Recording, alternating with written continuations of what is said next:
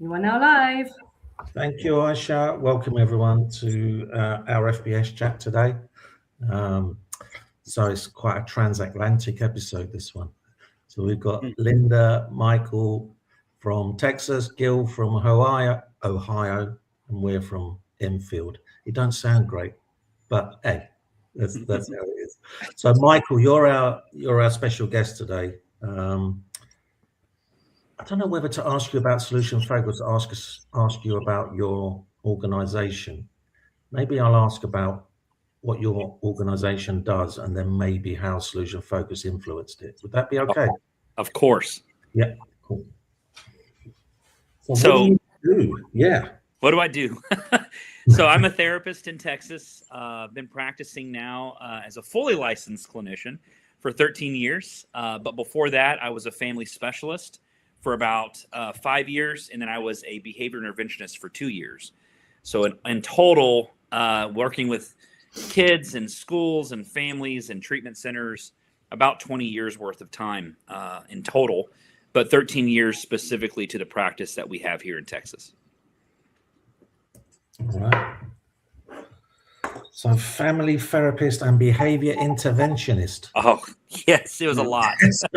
So what's a behavior interventionist? Because we won't know what that means over here. Absolutely. So there's a agency that is kind of a community support agency that was here local, and they had alternative schools. So when kiddos would get in trouble in their primary school, they would be sent to alternative school to work on behavior, grades, things like of that nature, mostly for behavior.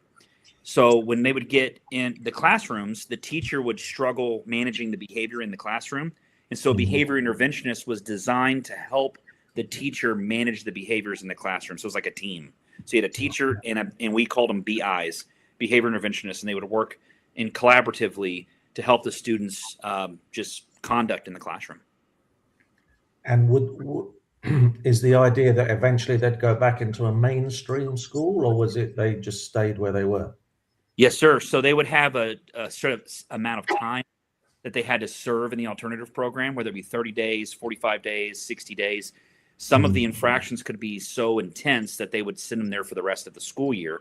But the goal was to get them to reacclimate back into their original school system. Yes. Cool. Okay. So what's were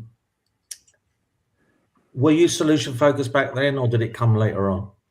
That's a great question, Joe. Let's say no and yes. So no, I was not. And I came in contact with another therapist. He was a therapist. I was not. He was actually an intern at the time. And so he asked me the same question about being a behavior interventionist and what I did and how I helped the students. And as I started to explain to him the ways that I would approach it, he said, "Have you ever heard of solution-focused therapy? Brief therapy?" He said SFBT. And I said, "No." And he says, "Well, why don't you sit in a session with me and I'll show you what it's like." And so I sat in a session with him and we looked at it. And long story short, I was doing similar work, but I would not call it therapeutic in any form of fashion. But my questions were from a curious standpoint. It was always about how we solve things. And so the kids actually got a kick out of it. We had one kiddo that if you complimented him, he would get worse. So if you said, "Hey, man, you're doing a great job staying on task," he would do the complete opposite. So he would throw his pencils, he'd rip his papers. And so working with kids like that, I had to get real creative. And like I said, I had this, it was like a mirror into SF, but I was not fully induced to SF until really I met Linda. That's when I really got exposed to what SF is really all about. And all I can say is I haven't looked back since. So what was it about Linda? Come on. Yeah. Come on. Okay. What was it about Linda? Well, she was highly praised by the people I came in contact with. And I've told this story to her before. So her door in her office at our master's program was slightly cracked open. Okay. Not fully open. And the light was on. So I knew she was in there. And I wanted to meet her so bad. I was just impressed. I had seen some books that she'd written. Anyway, I have to meet this woman, right? She's like the reason I'm here actually at this place to educate myself. So what I did is I went to the front office person and I said, "Hey, is that Dr. Metcalf in that office? And they're like, yeah. And I was like, oh, okay. He said, do you want to talk to her? And yes, I do. And yes, I'm scared all at the same time. And he was like, no, she's really nice. You'll love her. Let me go see if she's available. So she let me come in, and I introduced myself to her. And she said, oh, by the way, we're going to London to train in solution focused work.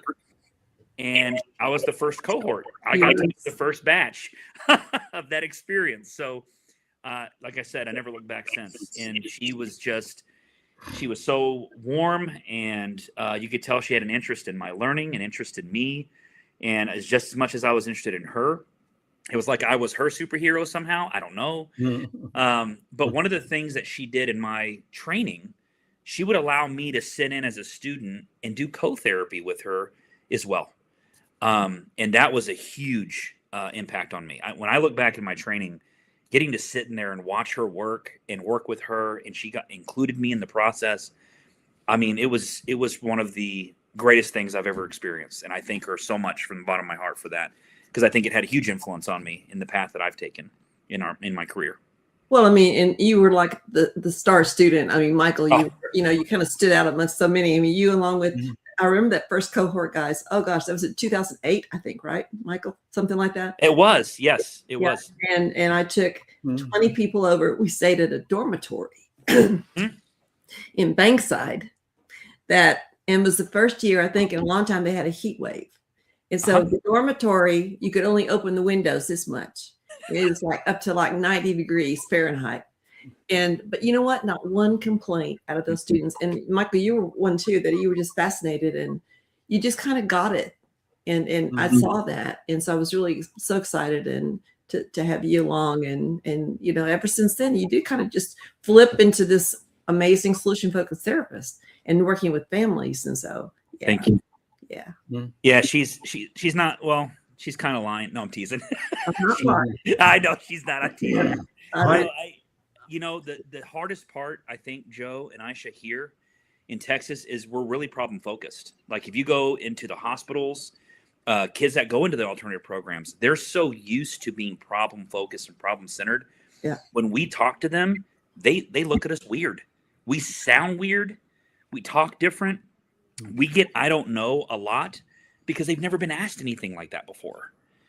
So to me, I've embraced it. I love it. And I love being the third or fourth therapist they've seen, because they're like, we've had all these therapists, we're not making any progress. And I'm just like, I can't wait. Yeah. I can't wait to help them experience something completely different. And we love that. Brighter Possibilities. That's the name of our company here. We love working with people who get a new experience from the work we do. So thank you for saying those things, Dr. Metcalf. You're welcome, Michael. No problem. I was being, nosy, not curious. So when you met him for the first time and he walked into your office, Linda, what was your impressions of the man? He was just so polite and so nice. And one day he even brought by his wife, who I think was I think they just found out they were pregnant with their first child. Remember that, Michael? You came in? I remember. Yeah. Well, yeah. And they were just so excited. And, he was always curious, so polite. I can't emphasize polite enough. And diligent. It was more than I just want to build a practice and make a lot of money. It was more like, I really want to see as many kids as I can. And I remember those times when you sat in sessions with me,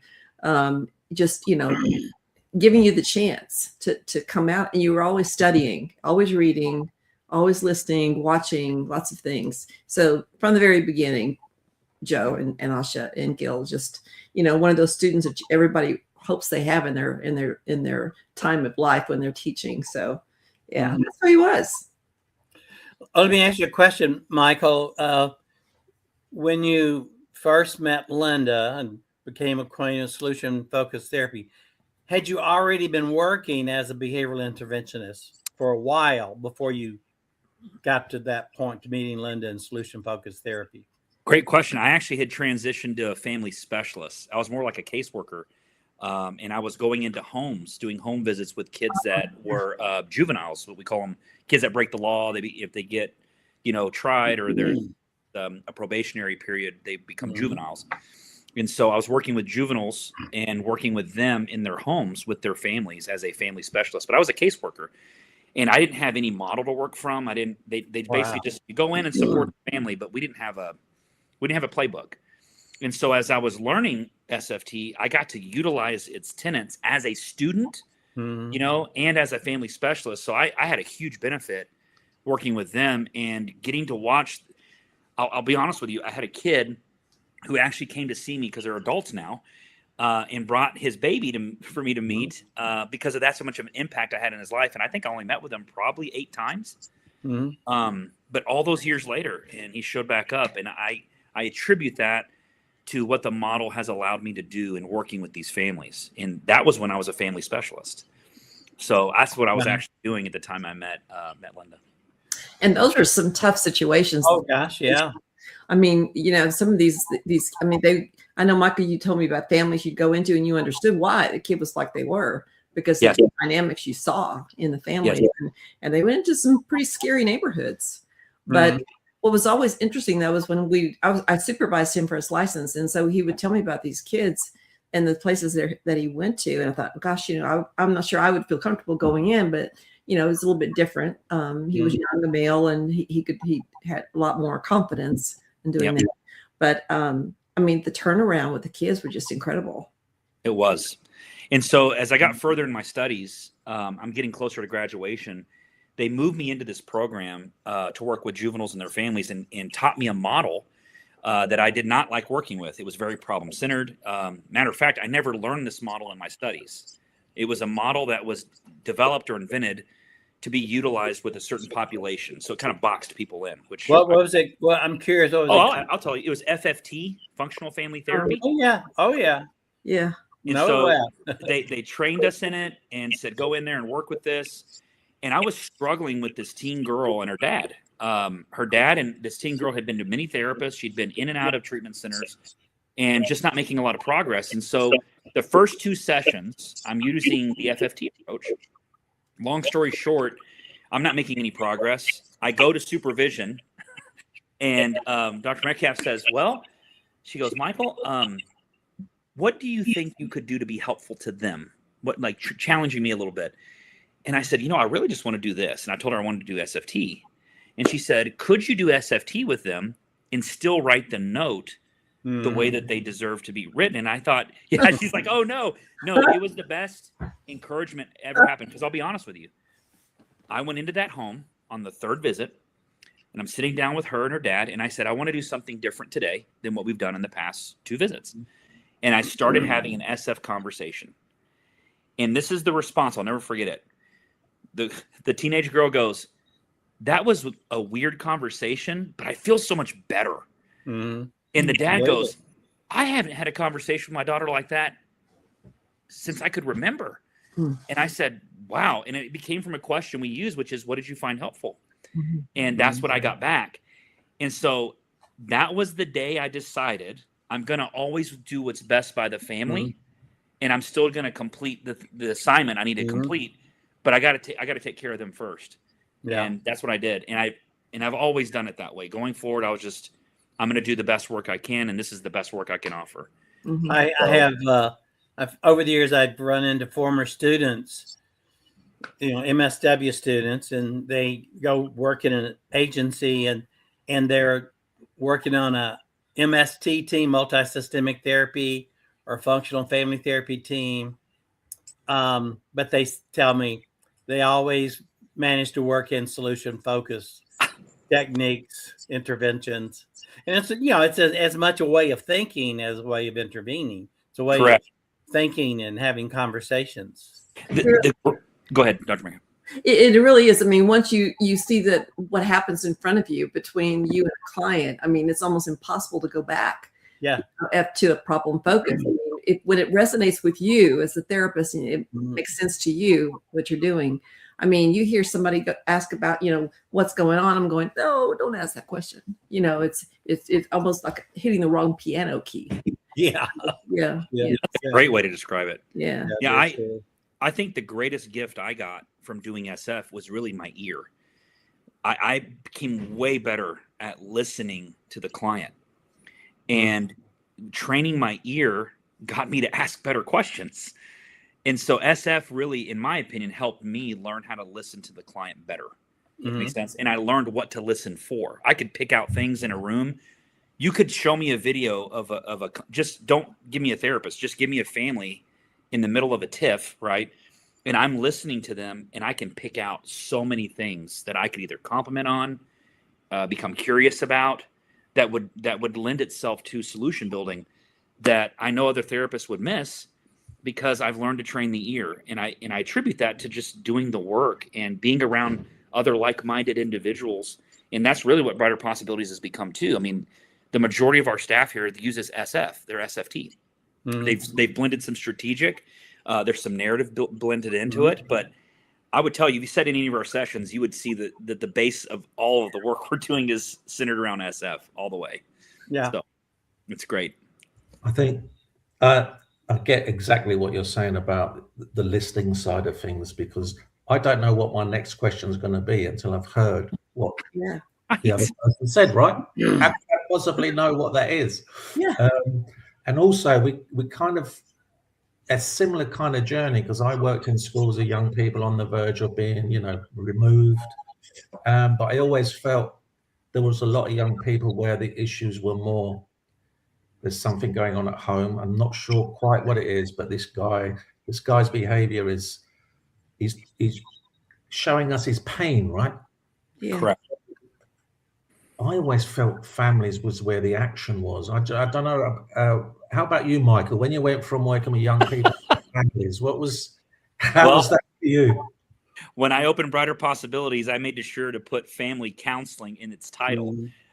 And that was intentional, because the truth is, I believe that people work within a system, and I think systems is where it's at.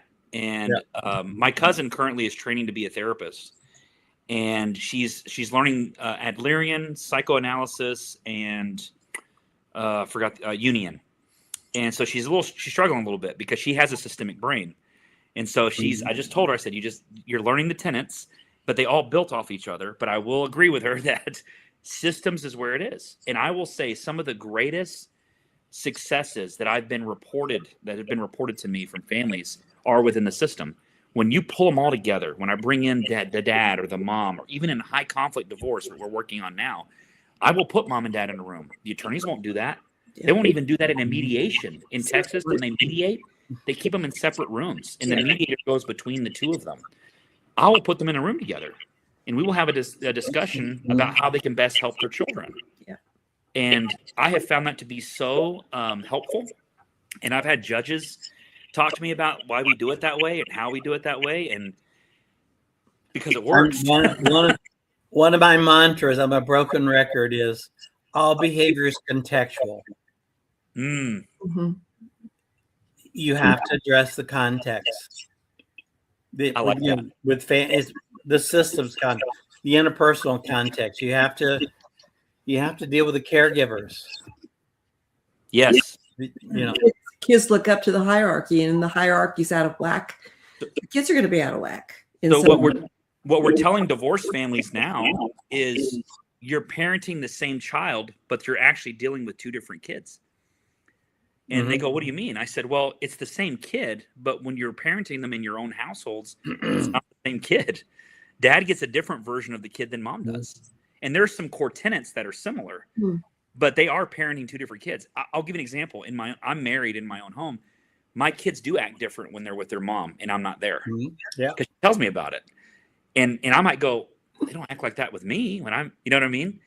That gets even stronger or bigger, whatever you want to call it, when you have a divorce and they're between the homes. Make sense? So that's something I remind attorneys. That's something I remind the parents, because sometimes the parent thinks the other parent's lying about the kid's behavior, right? When in actuality, I'll give you an example. Recently, we had a case where mom says dad is the aggressor in his home with the kids, but the kid was actually the aggressor. The kid was going at dad with scissors. The kid claimed that dad locked her in her room. And I was like, how do you lock her in her room? The lock is usually on the inside, right? So I'm sitting here just, baffled by that. And so as I started to get curious, I found out that dad actually locked himself in his room from his kids. Oh, So mom's thinking dad's locking kids in their room when he's locking himself in his room. And so none of that came out until I pulled them all together and they discussed it. And then they had a conversation about, what does this kid really need?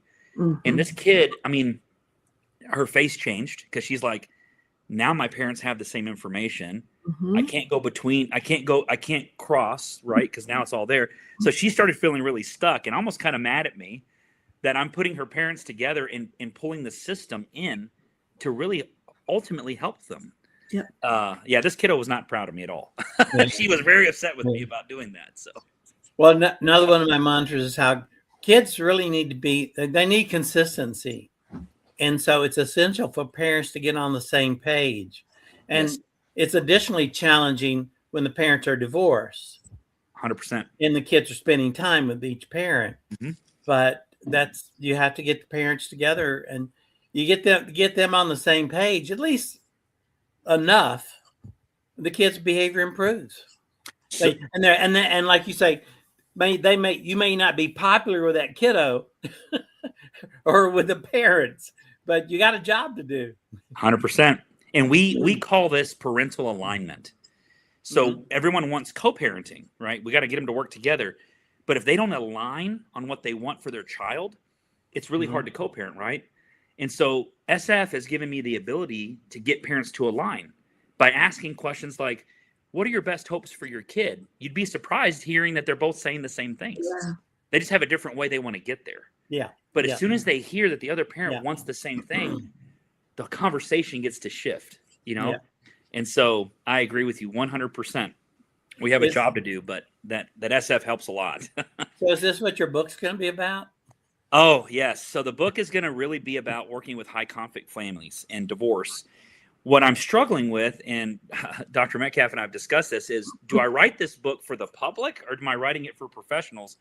And I kind of want to do a hybrid approach. I'd like to write it for all. And I'm thinking about writing it for the public and creating a workbook for professionals that coincides with the book. And so that way we can train professionals how to work with high conflict. That's what the book's really going to be about. So that's the big one. Yes. You know, Oxford University Press has done that a lot. They have companion books, and they're in more manual format. One for the professional, and one which is more like a workbook for clients. Great. I'll have to look at that. Yeah, they've done that for a number of different kinds of disorders, diagnoses. But yeah, they do a lot of that. Yeah, and I'm so glad you're going to do it that way, Michael, so that it's for the public and for the clinician too, because many people can't afford to go or can't find a therapist that they can go to, but yet they're stuck and they're not getting along with their ex and the kids are acting out. And so, hopefully I really want you to keep on hanging in there and writing it for the public. Thank you.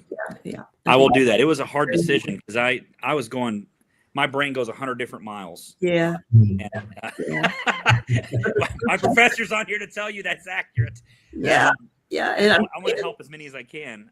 Yeah. I gotta get centered. So. Yeah. I've looked at the first chapter a little bit already and you're on your way. You really are. Let's just keep the voice talking to them because they need to know that things can get better. They really do. Right. Can I bring you back, Michael? So yes. Brighter Possibilities. What is it? How did it come about? So the name itself, or just the practice? Practice. Yeah. Oh, and the name. I'm quite interested in names. So we'll start with the name. So I had the idea of the practice, and the reason it came to be, I was tired of being in a situation where. So I'll give you this story. I was called into an office with my former supervisor at the agency I worked at, and she called me a silent Jim. And me as a jokester, I said, J-I-M or G-E-M, which one is it? And she said, no, G-E-M. And I said, I'm confused by the title. What made you land on that? And she said, well, because I understand when you speak and you speak about our cases, because we staff cases, you give such good feedback, but you don't share very much. Well, the issue is that I was in an agency where it was really problem centered. And so when I would speak, the therapist, now the directors loved it, but the therapists were not very interested in my point of view. And so I just stopped speaking. So when I opened Brighter Possibilities, I wanted to have a place where I had the freedom to maneuver. And I wanted to create a way where when I brought people in, they were in the same position. They could help me learn things. I could help them learn. And it was a complete collaboration. I call them a team and not a staff. So since I manage everyone, they're not my staff. They're my team. And I wanted to create that. I wanted a place that we could serve the community in a way we wanted to serve. Unfortunately, I never thought I was going to get into divorce and families. That was never the intention. But because conflict and family conflict was so high, and they didn't know where to go, and where they would go in the past, it just wasn't serving them well. We got the opportunity, and we had great success. And since then, it's just blown up. And now over the last 13 years, we get court ordered all over the state. I mean, I've been to Odessa, if you know where that is. It's like way west, like you can't go further pretty much, all the way down south. We're in, I think, between 7 and 9 counties. Wow. And so, I mean, Fort Worth is huge. I mean, I don't know how many people are in Fort Worth, and that's just Tarrant County. Yeah. So we're everywhere right now. And so it's a good thing. It's just, I never expected it to look like that. So that's how Brighter Possibilities evolved. The name came from a conversation I had with a gentleman who asked me what I did and what made me unique. And we didn't like I love the word possibilities because it wasn't solutions. I didn't want to be Brighter Solutions. I didn't want to be anything solutions because I'm a builder of those, right? I'm not a finder. And so I wanted something that kind of resonated with finding, like discovering. And so we came up with possibilities. The brighter part came from the way they experience it. It's something illuminated, something new, something that they've grown from. So brighter possibilities. And I just thought, I like the ring of that. You know, It wasn't going to be Michael Flores counseling or anything like some people will do that. Brighter Possibilities just had a ring to it that resonated with me. But I wanted people to know what that meant. I didn't want them to think that we were some electric company. So we put in family counseling. So we added family counseling. Yeah, I'm dead serious. Like Brighter Possibilities, you guys are an electric company? I've got to unmute just so you can hear me laughing. I know you can see me laughing, but This is hysterical. First time I've heard that. Oh gosh. Yeah, we're not. That's all I'm going to remember. Brighter Possibilities by now. The electric company. Yeah, Yes. we illuminate things. Yeah. So does your practice then have like a slogan or a tagline? It does. I don't have it anywhere, so I'll tell it to you the way that I have it. It says, when you give individuals and families the opportunity to discover their future, when you give individuals and families the opportunity to discover their possibilities, then the future becomes their creation. Very nice. Right. Yeah. So that was our little tagline. That's the book in itself. Yeah. I was thinking the same thing, Ayse. That ought to be great. That's a great book. That's a great book title. Yeah, it is. It is. Yeah.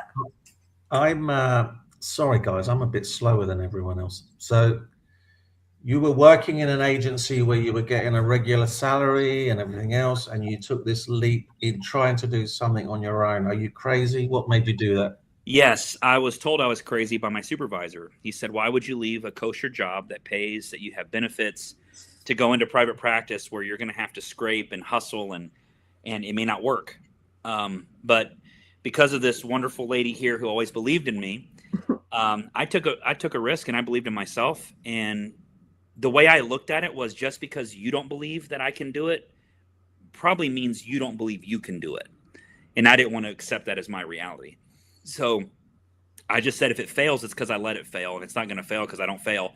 And that's the way I told myself. And so I jumped, and all of a sudden, here we are. We have 4 other counselors, including myself, makes 5. And then we have 2 psychologists that do the psychological evaluations for court orders. And so we've grown a lot, and it's wonderful. We get lots of students actually from the psychology program at Wesleyan. They have a program there where they let students come in and basically do an internship. So it's part of their course. And so we're happy to take them in. I love teaching students and learning, and they get to sit in sessions. They just don't participate. They take notes. And so I do what Dr. Metcalf taught me. They say, what should I take notes on? I say, listen for exceptions. And they say, what does that mean? And I said, oh, I'm glad you asked. And I said, so you're going to look for things that don't sound like the problem. So how long has the practice been in existence? We opened in 2013. So actually next month we'll make exactly 13 years. Okay. Wow. You've gotten a lot done in a short period of time, just like Ayse and Joe have with family-based solutions. Oh, I fell in love with them when I met them. When they came and spoke, it was like someone else does what we're doing. It's good because they're working with such conflict too, and families and huge dynamics that are, I wasn't fully prepared, to do that. But man, when I learned what they were doing, I lit up again. I was like that student all over again. Like, I want more. Yeah. So, yeah. You guys do that for me. Yeah. So what, for anyone, obviously, there'll be a lot of people here that don't know Texas or Brightburn possibilities. How do you get referrals? What are the type of families that you're working with? It's a great question. So a lot of times I had one referral come meet me because his attorney suggested it, his best friend suggested it, and his coworker suggested it, and all three of them said us. So they ended up here. So we're getting a lot of word of mouth. We have it's called Psychology Today. So we post in there. And so we have like a profile built. People find us that way. And then a lot of it's court orders or recommendations to see us by other individuals in the community. So attorneys, judges, I'm trying to think who else, friends of family, people that have seen us before that have had great experiences and recommend us. I had one family that I ended up working with 3 of their family members. So I worked with the first set and they no longer needed me. And then the cousin was having some marital issues. And so they came to see me. And then I think it was the brother-in-law, that worked for their big company. He was having some issues. They sent him to me. And then I met one that had come to me because their daughter had found me. I think she found me on the Little Psychology Today, but they wanted me to go work with their entire family because they were having issues in their family as part of a business that they were running and managing. And so I got to meet with them and work with them. They were a very unique family. What was really difficult though is the gentleman I was working with at the time, he was, I think, almost 70 years old. And his wife was close to about the same age. And so that was probably 7 years ago. And so I was really young. So I don't know why they trusted this young guy to work with, but I think it was the experience. I think after the first session, they had an experience they hadn't had before. And I attribute that to the model again. And as a result, they kept coming to see me. And that's how we're getting our clients. We're now in a position where people find us because they hear about us from other people more than anything else. That's the majority of the clients we're serving. And then, of course, the court orders. We get tons of those from the family law court, from the judges court ordering or attorneys recommending us. I was just going to mention that to everybody. Michael's not giving you a lot of the background about his relationship with the attorneys and the judges. I mean, he has built those relationships so well. And often I find myself, I think I actually sent somebody last week to you, Michael, to kind of find out, what can she do? Because she's having a rough time getting through the system. So there's something that he's done. I mean, I keep telling him he should go to law school at this point. I don't want to be a lawyer. He's really learned how to navigate the attorneys and dodge the questions they ask that scare me to death when I go to court. He can give you an answer. And so I call him when I have to go to court and I say, okay, get me ready, prep me on what I need to do. And, he's really learned, how to really take care of the families that he works with, because that's what he has to do. He has to go in and often defend the families, defend some of the members of the family. And so that's part of this that I think is a true asset that he's got, the system, the legal system. We've had to navigate it. Can I add to that, if I may? Please.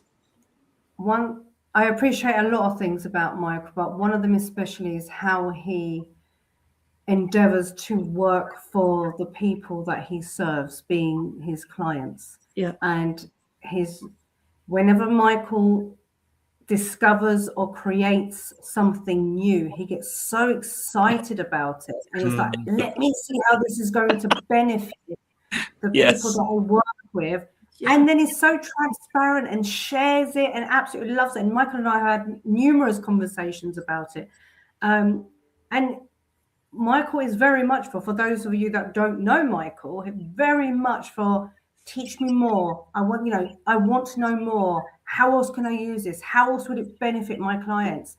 How would it benefit staff? Let's be as creative as we possibly can and let's see where it goes. And if it flops, we'll learn from it. We'll get back up. We'll carry on with something else.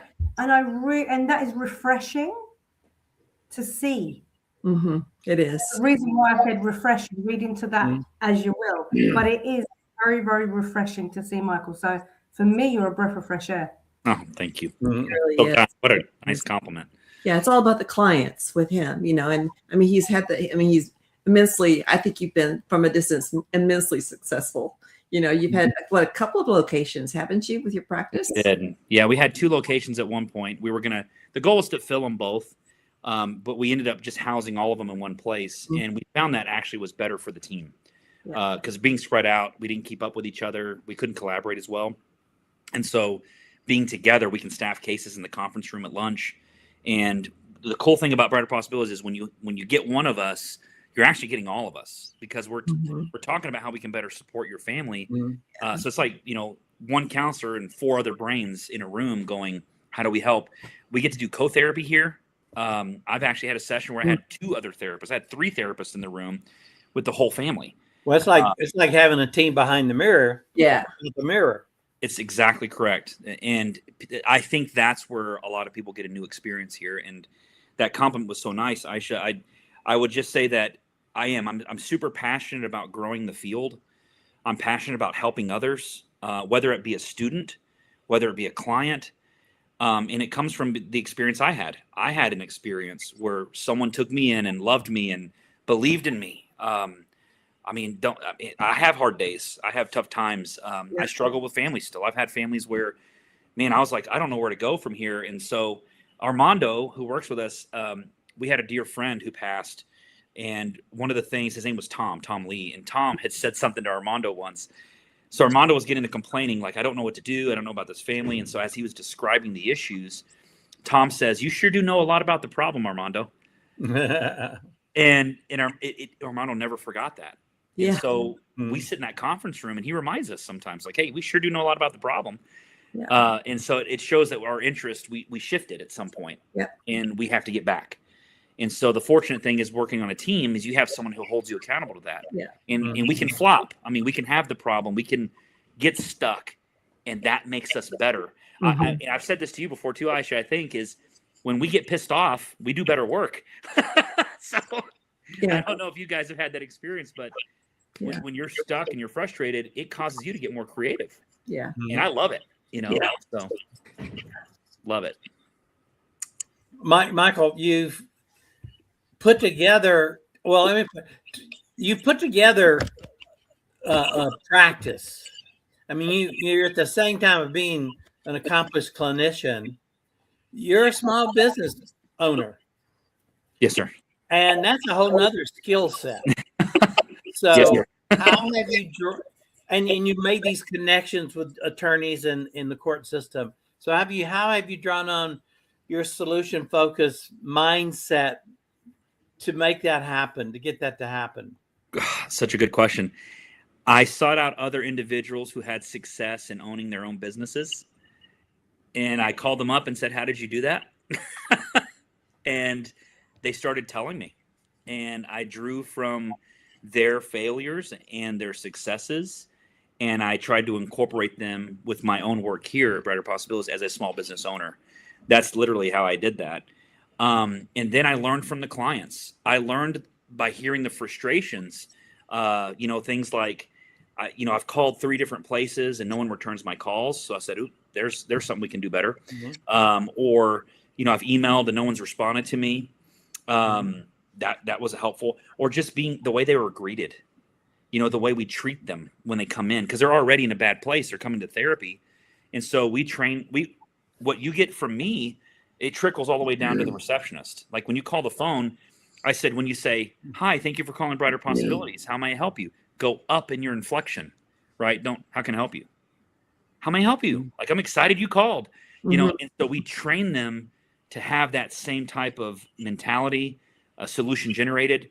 When they come in with an issue, whether it be a clinician or this is the business side of it, or the receptionist, one of the things I'll ask them is, well, what do you think would be best? Or if you didn't have the opportunity to ask me, how would you have solved it?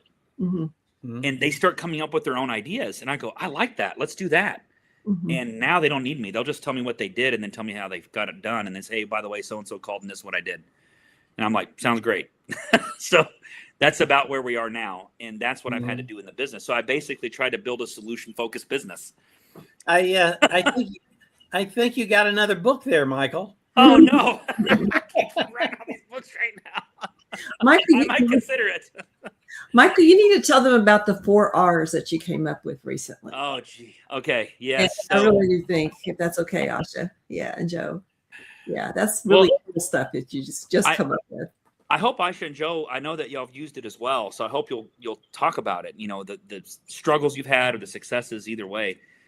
Driving to church with my wife, we have with high conflict divorce and kids in the middle. Sometimes we do this thing called reunification, where we're actually reconciling the relationship that's been estranged by the parent and child. And the kids will have a real tough time with it because of the past, the history, you know, fear of repeating it in the future. And so what I learned, what was missing a lot of times is no one feels that anyone empathizes with them. And so I didn't know how to do that. Like, because I'm hearing when I do these sessions, I get to hear things that are deep in there, but they don't hear it, right? Like, I didn't know how to get people to see the other side. So I'm driving to church and it's like something hit me like this. I don't know if it was God, and I call it God. I feel like it was God. And this something hit me and I went, wait, that would work. And I remember thinking to myself, well, I'll just talk about it later on Monday. And then I realized I'm going to forget if I don't do it now. So I turned to my wife and I said, hey, I have this idea, this technique I think I can use that I think is strictly therapeutic and will be so helpful. And she said, okay. And so I explained it to her and she kind of was still confused. So I said, can I show you what I mean? And she said, sure. So I asked my oldest daughter to role play for me. So the 4R is it's role reversal with resist refusal. So it's 4 R's, right? So it's a role reversing the person because they're resistant or refusing some way of connecting. So what I did is I told my daughter, I said, I'm going to ask you a series of questions, but I want you to answer them as if you were mom. So when I ask them to you, you're going to answer like mom, right? What do you think mom might say to that? So don't answer as yourself, answer as mom. We'll just see where it goes. And she was like, okay, 13-year-old kid. Okay. And so I said, so mom, what is it about your family that you love so much? And so my daughter answers as her mom. And she says, well, they're everything to me. They're my kids, my husband. And I said, and what is it like being able to experience a family like that and having them be your everything? And she's like, well, it's so amazing. It's so great. She's trying to think of what her mom would say, but you can watch her.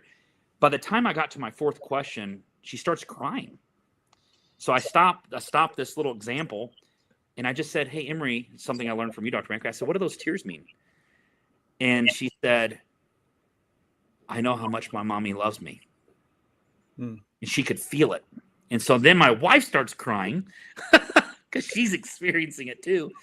And I'm like, oh man, I found a nugget, right? So what I've done is when I work with these kids in sessions and they're super resistant, I'll just say, hey, look, I don't know your other parent very well. And so I want to ask you some questions. And if you would just answer as if you're the parent, it's okay if you don't know, or just, if you don't know, just go deeper and see what we can find. And it's just an exercise. And once we're done, I'll ask you some other questions. But if you answer them as your other parent, that would be helpful. And then I go through a whole series of SF questions, but they're answering as their other parent. And I don't describe this. The experience I've had is they either get super emotional, they begin to feel things they didn't feel before. And so that's when they're individually in a room without anyone else. Armando's been doing it with the parent in the room.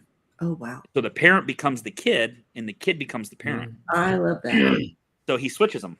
And when he asks them, so he'll ask dad about, so the best experience was a kid who said to him in an individual meeting, my dad never understands me. He doesn't understand how this experience has pretty much warped every potential possibility in the future.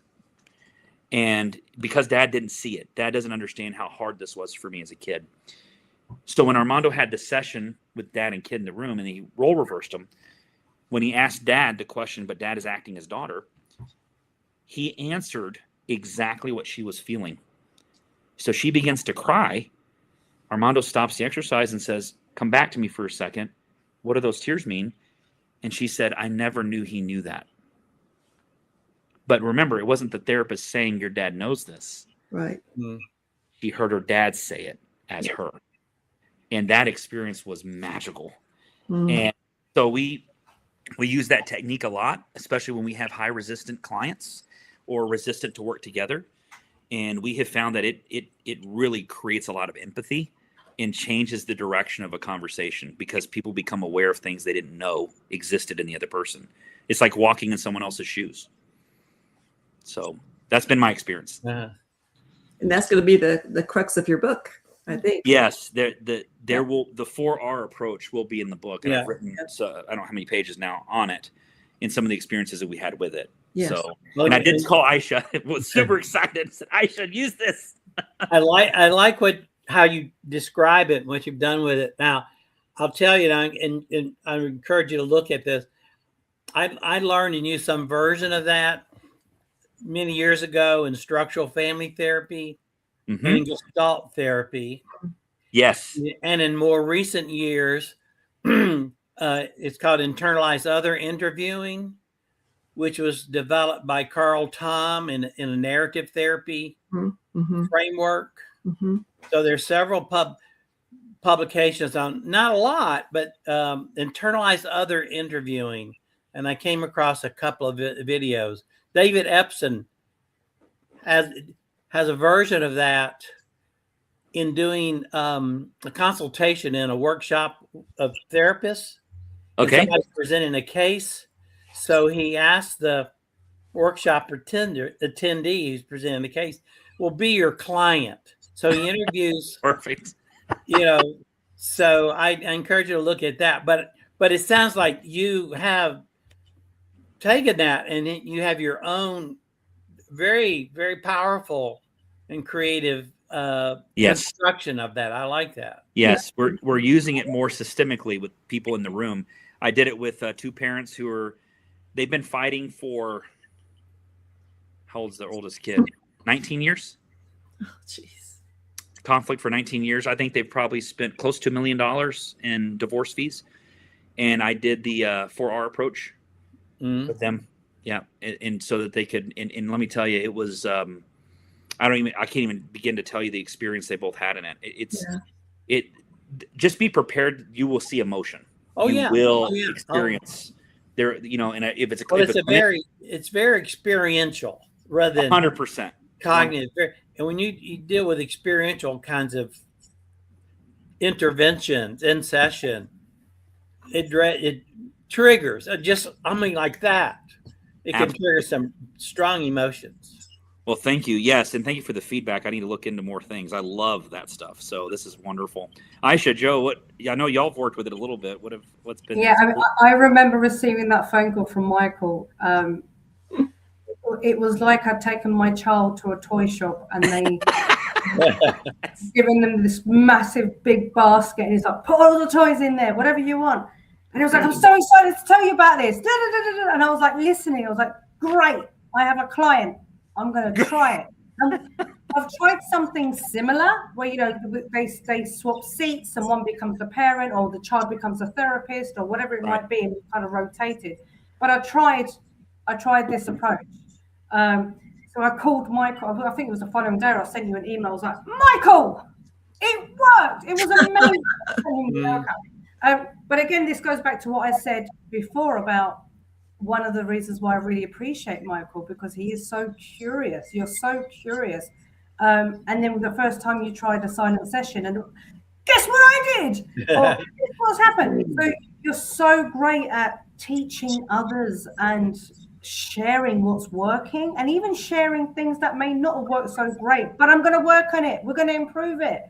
And yeah, I mean, it's great. And it does work. So people who read Michael's book, which will be published, Yes. it will be very inspirational, and it will really make you think about your practice. Thank you. Yeah, I got that impression of you, Michael, when we were all together in Fort Worth a little over a year ago. That's right. Was it a year ago? It was a year ago last month, a year ago in January. Oh, wow. Okay. Yeah. Just your passion for what you do. And really comes through. You know what, Ayse, when you were just saying that about him, I think what he's got, and what I hope, and I know you and Joe have it, and Gil too. I think the true solution focused therapist never take the credit. They always give it back to the client, and that's what keeps them. Oh yeah. And you hear somebody like Michael, who's been in practice for a long time, and it's still not about, oh yeah, I've got, I'm doing pretty well, I have a team now, and I can take it easy. No, I mean, your true solution focused person is always pushing it, always trying to figure out another way. And I think that's what's so awesome about the model itself. And I think that's why certain people gravitate toward it and are more successful than others, because they always have that in mind. How can I do something different in here with a client that hasn't responded yet? So, Linda, many years ago, Linda, I went to a workshop by Jay Haley. Oh, strategic therapy. And in that workshop, he said to the audience, he said, if you're the type of therapist that needs your clients to tell you how wonderful you are and how they could not have made these changes without you, he said, this approach is not for you. Yeah. And that was strategic therapy. It's even more so for solution focus and narrative too, I think. Yeah. Well, when I was young, I did want that. I'm not going to lie to you. When I was a young, cookie on the block, I needed something to go, hey, tell me I'm doing good.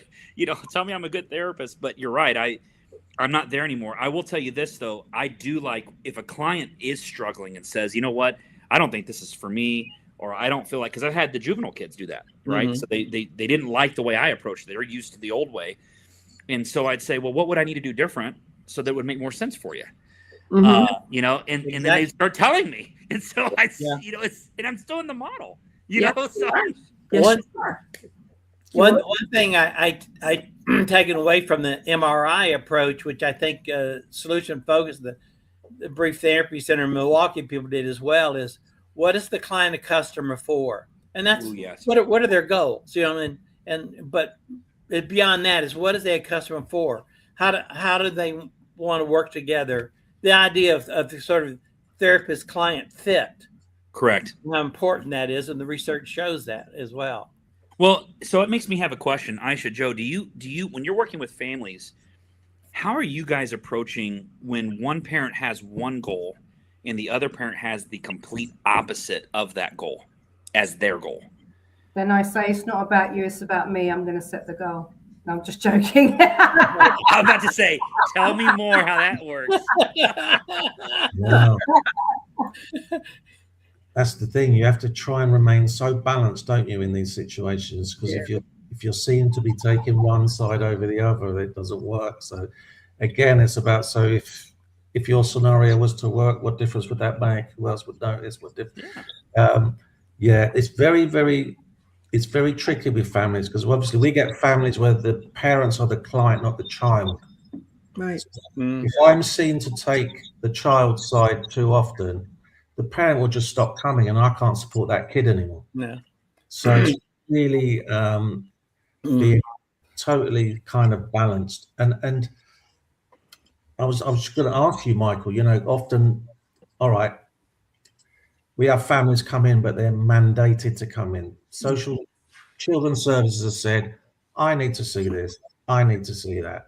And part of us has to think, okay, how do we navigate both hopes? Because there's two different, and I'm guessing for you, Michael, the call of asking you to say, right, we want this family to be able to do whatever. Yeah, so how we navigate that? When you were talking about the 4 R's, I was thinking, do you ever bring the judge into the room? That might be quite interesting. I don't think I love have. it, Joe. I love it. Yeah, I do too. Next time you're on the stand, Michael, you got to bring the judge into it. Michael, I have something to say to your question on that. Okay. That Yeah. I've found helpful over the years. It's very common for they have different ideas about what the problem is, what their goals are. But when you're dealing with relationships where there's a lot of conflict, one thing they would agree upon is a problem in this relationship is there's too much conflict. Now, they have different ideas about who's at fault, but there's too much conflict. So this is one thing you can borrow from narrative is externalize conflict. And look for exceptions for when there are times conflict doesn't take over your relationship. Right. It's different at those times. Mhm. Yep. So what I've done is I'll say something. It seems like you both want something to be different. And when I get the yes, I have alignment. Yes. And so parental alignment is step one. And so when they go, yes, we want something different. And I said, what is it about this difference that would mean so much to you?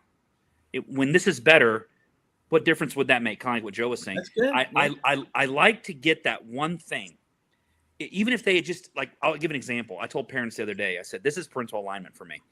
Your kid told me in private they want to start using cocaine. What are your thoughts? And both parents look at each other, look back at me and go, our kid? And yeah, your kid wants to start using it. What are your thoughts? And they go, no. And I go, no. And I go, great. How did we get there? Well, that's ridiculous. Why would I want my kid to? I go, great. That's alignment. That's okay. But one of you says, I'm going to take them to a treatment center and I'm going to show them what it looks like for people coming off cocaine. And the other one goes, I'll watch a video on it. You have different ways you want to get there, but you agree on the same thing you want for your kid. The issue we have here is they use the word best interest, but no one defines it. Yeah. So mom will say, I want the best interest, or dad will say, I want the best interest, but they don't define what that means. And the judge might have a whole different view of best interest. And so that's one of the issues we run into here is because step one, and Ayse said this in the training, is we're learning how to build an allegiance, or not allegiance, or alliance with the non-reunifying parent. So the parent that's kind of got their relationship intact, but the other parent doesn't, they're not in the room as much. And so that parent actually can be a huge benefit or a huge burden to the therapeutic process. And so we created Ariana, she came from ECU. She created a pilot program to start working with the non-reunifying parent so that we can learn what their world looks like. We want to understand what they're seeing when they're not in the room with the kid, because the kid's doing one thing in the room, but remember walking out and being a whole different kid. Does that make sense? Because they're in the middle of the conflict. Yeah. So we're seeing the dynamics from so many angles. And so I took a go ahead.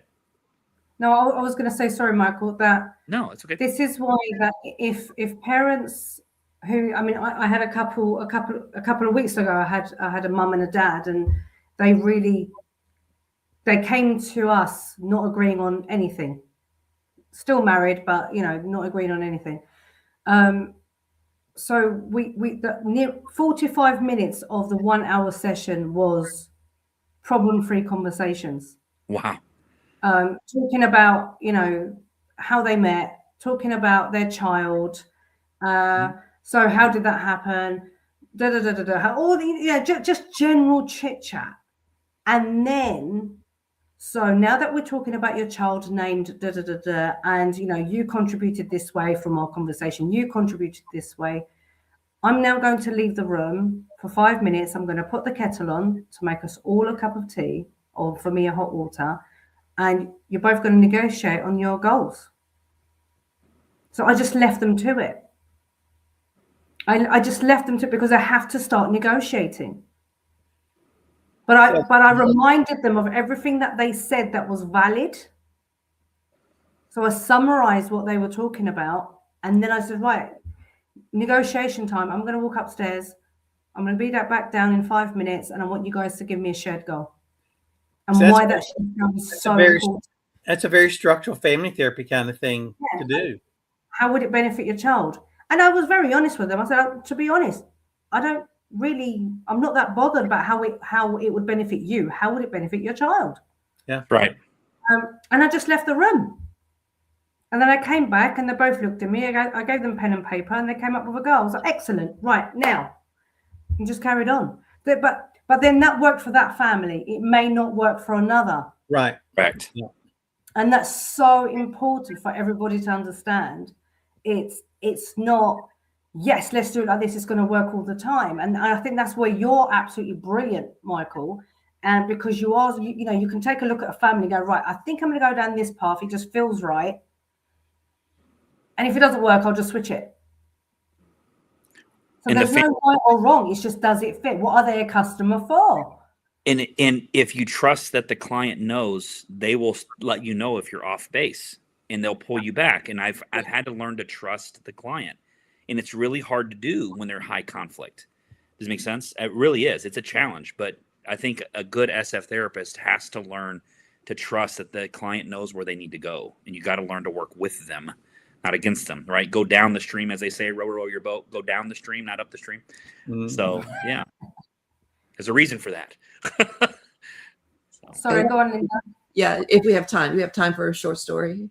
Yeah, go for it. Yeah, had a very similar, I mean, I've learned from Michael so much, and had a family come in. Actually, a mom and his son came in, and the mom was worried about the son, said his son was depressed, 13-year-old son. When he went to see dad, all dad did on the weekend was work. And so at the end of the sessions, I was kind of wondering, where to go. And I said, what I'd really love to do is to talk to his dad. Do you think he would come? And mom said, never. He would never come. And the kid said, no, he wouldn't come. And I said, well, would he come 10 minutes? Would he just come 10 minutes? Would you ask him? She said, I'll try, but I can't promise it. Well, he comes 2 weeks later and he walks in. First thing he says is, I need to let you know I don't like counselors. I don't believe in counseling. This is not going to be worth my time. And then he's just started pacing back and forth in the room. And mom and I would start off with, what are your best hopes? While you're pacing, what are your best hopes? He would mention something and mom would tell me something and kept it going. But at one point I thought, okay, Metcalf, go above all this stuff, And I started thinking, pacing. And I said, sir, I just realized something about you. He said, what's that? He said, you don't like counselors. You don't like coming to counseling, but you came. And that tells me you really love your son. The man stopped in the middle of the room and looked at me and he said, yes, I do. I said, what we're doing here is just talking about ways to love your son in a way so that he's feeling better. Would that be okay with you? He sits down and we start talking. We finish up the session with, what could be small signs that might begin to help your son feel as if when he visits you, because that was the concern, that he is loved as much by you as he feels loved by mom. And he came up with something. Anyway, they left. They came back 2 weeks later. He walks in, shakes my hand, says, hey, Linda, how's it going? Good to see you. Sits down, puts his feet up on the coffee table. And I saw them twice. And that just taught me too, like Michael was talking about earlier, going above it all. And beginning to see besides that. And Chris Isaacson has said it beautifully too. If a client is in your office, they want something. Whether or not they say they do, they came, they took time out of their day and they did it. So just want to mention that. Yeah.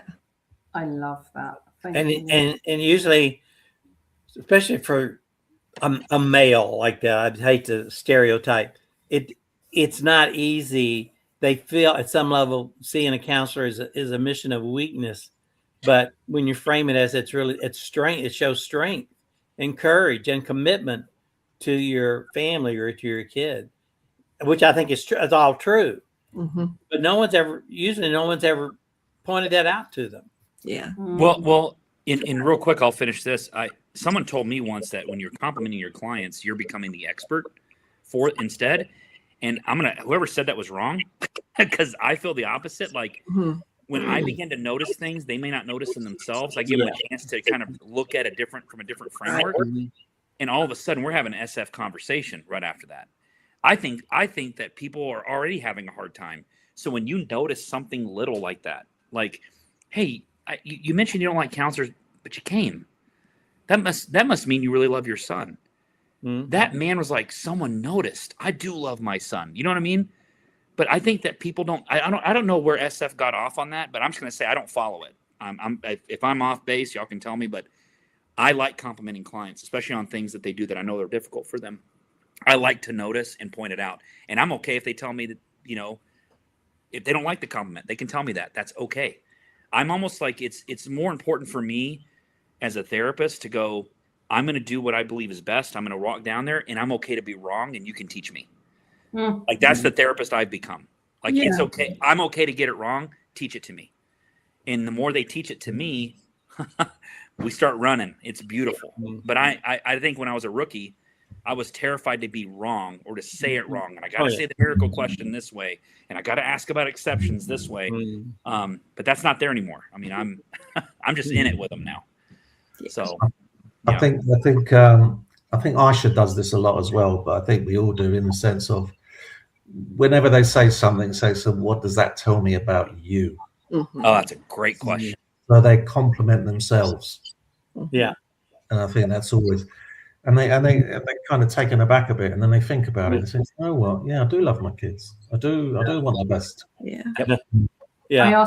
I do ask that a lot. Or if you could see yourself through my eyes in this moment, what would you be seeing?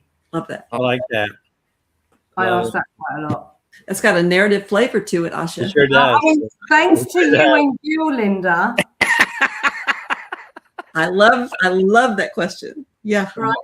It's just a case of is this narrative therapy? What am I asking here? And it's not until you and Gil started pointing out to me, did you know that that's narrative therapy? I'm like, I don't know. It's just Lessons. I mean, you can't help but meld them together.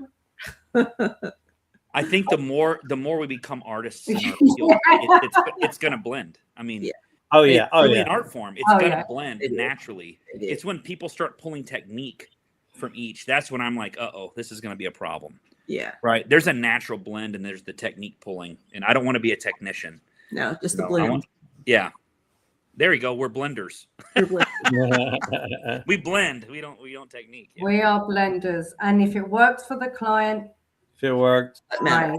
If it's respectful, strength-based, resource-based, whatever it might be, I don't care what it is, as long as it works for the client. Yeah. Right. So it doesn't. I mean, the core of it is we listen with a solution-focused ear. We look for exceptions. We do all those things, but there are times I don't ask the best hopes questions. There are lots of times I don't ask the miracle questions. There are lots of times I don't use a scaling question. As long as we're having a useful, strength-based conversation, and they are leaving more hopeful than when they first walked in, and they come back, I know that it's working. Yeah. For some, you do use the classic form. Again, it just depends on what they need. Well, and they tell you what they need. You have to do, which you are really brilliant at, Ayse, is reading the room. Yes. Yeah, reading the room is pretty important. So for me. Yeah. But this is about Michael. Oh. Michael, I'm going to go to Joe first. Any last words, Mr. Lettieri? No, just thank you, Michael, for spending this time with us. I'm honored. When I met you in Texas, you were so full of energy, and I thought, is this guy real? Is this Texas like? Oh my God! It's always that way. You are still that wonderful, lovely guy. Thank you for spending this time with us. Thank you. Thank you. So kind. I will go to Professor Gil Greene. Well, I had similar kind of feelings like Joe. You know, just met you in Texas and didn't really spend that much time. We had lunch together. We had good conversations, you know, and you're just really easy to feel comfortable with immediately. And so we haven't talked since then till today. And in some ways, it just feels like picking up where we left off. Thank you, Gil. Thanks for doing this with me as well. I'm so honored that you did this with us. I love it and I appreciate it so much. Yeah, I always enjoy this, and especially when it was going to be you. I thought, I enjoyed our time, so I really look forward to this and seeing you again and catching up with you. And I'm really excited about your book. Thank you. Yes, you're doing some really great. I'm going to nag you like it did Joe and I, but you're already down the road. You're like them. You're doing some really creative, innovative work that people need to hear about. But I do believe that if you're doing that, you should get credit for it, at least by your peers, the professionals. And one way to do that is to write it up, get it published. Yeah, I appreciate that. I'm doing it to create more conversation in the field. I want there to be a movement, and that's what I'm hoping to make. Great. Thank you for that. I love that. And Dr. Linda Metcalf. I just hope that those of you who are watching get the courage together to bring in those parents that are not getting along, because the kids depend on, feeling safe in their homes. And by bringing parents in and asking solution-focused questions like Michael suggested today, I think you will see something happen in front of you that you never thought could happen. And you deserve to see that. And as far as getting this book published, I'm close to it. So I'm going to push him really hard. Very close. Yeah. I'm so glad you have Linda doing that, because we've had Gil and Eve Lipchick, and I tell you, it's not. I mean, they've been absolutely great and fantastic, and you need Linda too, because you're so busy, Michael. You're so busy. Not that Linda isn't, but you're so busy that it's good for. And I'll check in as well. We will all check in. We're all going to check in. Yeah, we will all check in. Michael, any last words from you? What I want to say is ultimately is when I was a young student and I was coming into the field, this is what I dreamed of, was having people around me that would talk with me, challenge me, questions, collaborate in ideas. It's my favorite thing to do. I have a team that does that here. And so all these things that we've done together today, the things you've said, it's just another example of what I wanted to hear you all say. We're going to be on you, Michael, about this book. And I'm going to need that because I do. Sometimes I'll go into my own head too much and I'll go, yeah, I don't know if I should write on that, or I don't know how that's going to be taken, or how the other professionals in the field may feel about it. And you guys give me that point of saying, Michael, just write it, let them. Don't care about the people out there that are going to love it and hate it. It's going to happen regardless. Yeah. And I think I stopped trying to be perfect. I just wanted to be great.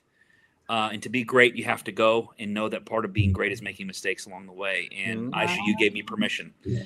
That's something you gave me permission to do. And so all I want to say is I'm super honored to be here with you.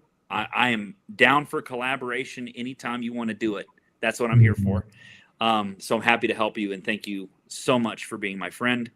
And if you're ever in Texas and I find out and you didn't say anything to me, you will be getting messages.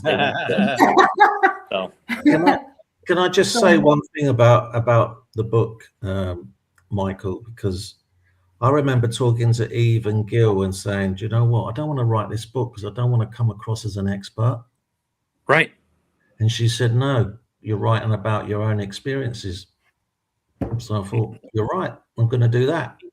Eve is just a great role model for all of us in terms of writing from your experience and making valuable contributions that the rest of us benefit from. That's right. And Linda's been great as well. Linda's great to see you again as well. And thank you for all your contributions to the field too. 100%. You're welcome. Absolutely. So nice to know you all. Thank you, everybody, for watching FBS Chat, whether it's live or on repeat. Thank you to Michael for being our wonderful guest, and Linda and Gil for being our brilliant co-hosts, and for Joe for being Joe, because Joe's amazing, as we all know. And I'll just not the better self. Well, we're all great. We're all blending everything here. Can I just ask you guys to stay here for just a minute so we can say goodbyes in private? For everybody else, we will see you at the next FBS Chat. Thank you. Bye, everyone.